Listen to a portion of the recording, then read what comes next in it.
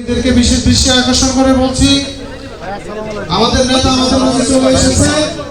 আপনারা ওনাকে রিসিভ করে এখানে নিয়ে প্যানেলে নিরাপত্তা দয়া করে।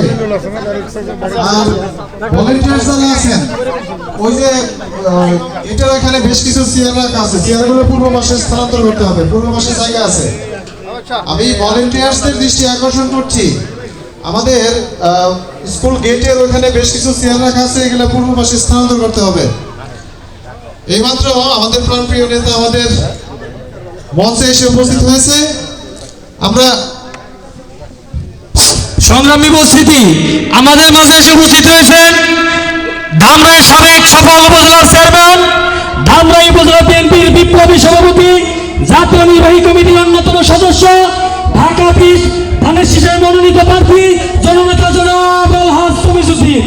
আরো এসে উপস্থিত হয়েছে ধামরাই থানা বিএনপির বিপ্লবী সাধারণ সম্পাদক এবং ঢাকা জেলা বিএনপির বিপ্লবী সিনিয়র যুগ্ম সাধারণ সম্পাদক জনাব মোহাম্মদ শামসুল ইসলাম। আমাদের মাঝে এসে উপস্থিত হয়েছেন ধামরাই